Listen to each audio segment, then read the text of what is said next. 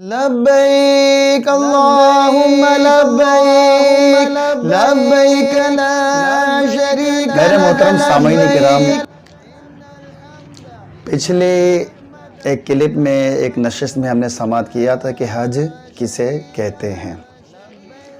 اسی میں نے عرض کیا تھا کہ انشاءاللہ آئندہ جو ہماری گفتگو ہوگی وہ اس حوالے سے ہوگی کہ حج کس پر فرض ہوتا ہے، وہ شرائط کیا ہیں، حج فرض ہونے کی شرائط۔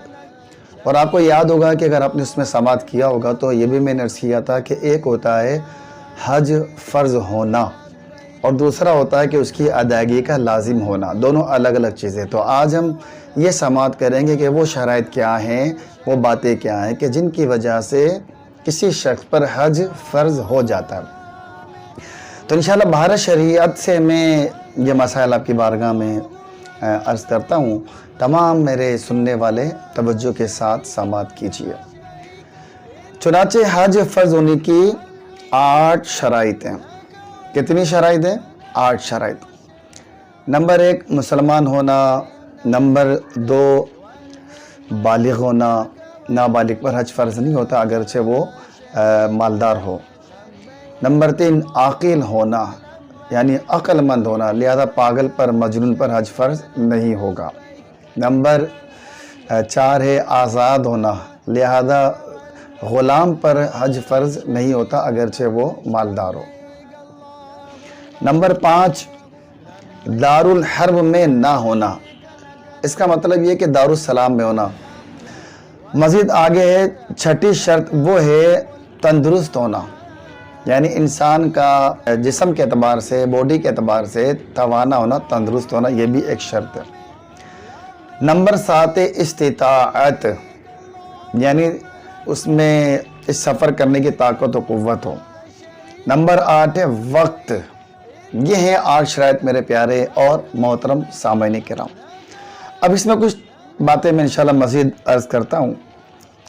اس میں جو اہم بات ہے وہ یہ ہے کہ استطاعت ہونا۔ قرآن پاک میں اللہ تبارک و تعالی نے ارشاد فرمایا ہے کہ من استطاع الیہ سبیلا، حج اس پر فرض ہے کہ جو اس رستے تک یعنی وہاں جانے کی طاقت و قوت رکھتا ہو۔ تو اب صاحب استطاعت اسے کہتے ہیں کہ جو شخص اتنے مال کا مالک ہو جائے، قرض وغیرہ نکال کر کہ آنے جانے کے اخراجات اور پیچھے جو فیملی ان کے اخراجات اور کاروبار ہے تو اس میں سے پیسے نکالے تو اتنا پیسہ بچے کہ جس سے کاروبار بھی ہو سکے۔ اب اگر اتنی رقم اس کے پاس بچتی ہے، مالک بنتا ہے کہ وہ سفر حج کے اخراجات برداشت کر سکتا ہے، وقت پایا جا رہا ہے، اس وقت میں استطاعت پائی جا رہی ہے، تو لہذا اس پر حج فرض ہو جائے گا اور اسے حج اسی سال کرنا چاہیے۔ تو میرے پیارے محترم سامعین کرام، استطاعت کے بارے میں سماعت کیا کہ اس کے پاس اتنا مال ہو کہ جو وہ نکالے تو نہ تو کاروبار میں فرق پڑے اور نہ پیچھے جو فیملی ہے ان کے نان نفقے یعنی اخراجات میں فرق پڑے، تو اس پر پھر حج فرض ہو جاتا ہے۔ اور یہ مالدار ہونا، یہ استطاعت پایا جانا اس وقت ہو کہ جب اس کے علاقے سے سفر حج کے قافلے رواں دواں۔ تو چونکہ اب پہلے کی طرح یہاں پر قافلے رواں دواں نہیں ہوتے، جاتے نہیں ہیں، بلکہ اب تو فارم بھرے جاتے ہیں باقاعدہ اور جہاز کے ذریعے سفر ہوتا ہے، تو لہذا جن ملکوں سے جب فارم جمع کیے جا رہے ہوں تو اس وقت جو ہے اس پر وہ استطاعت پائی جا رہی ہے، مالدار ہونا پایا جا رہا ہے، تو اس پر حج فرض ہو جائے گا۔ اب ہوتا ہے کہ ہمارے یہاں پر حکومت کی جو پالیسی ہوتی ہے وہ یہ ہوتا ہے کہ وہ ایک مخصوص مقدار کا اعلان کرتے ہیں۔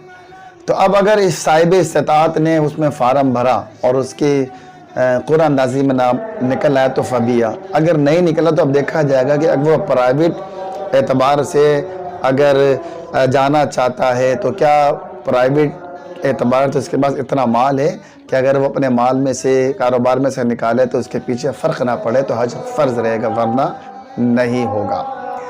تو امید ہے انشاءاللہ میرے پیارے محترم سامعین کرام آپ کو یہ شرائط سے فائدہ ہوا ہوگا، سمجھ میں آیا ہوگا، تو لہذا میں اور آپ غور کریں کہ ہم میں یہ شرائط پائی جاتی ہے یا نہیں۔ بعض بھائیوں کو دیکھا کہ وہ کاروبار تو کرتے ہیں، پیسہ بھی جمع ہو جاتا ہے ان کے پاس، ان کے قبضے میں بھی ہوتا ہے، اور حج کے ایام بھی آ چکے ہوتے ہیں، وقت بھی ہوتا ہے، مگر انہیں معلومات نہیں ہوتی، تو وہ یہ سمجھتے کہ جناب والا ہم پر حج فرض نہیں ہے۔ اور یہ بات بھی ذہن میں رکھے کہ جب حج فرض ہو جائے تو بلا عذر شرعی تاخیر کرنا یہ منع ہے۔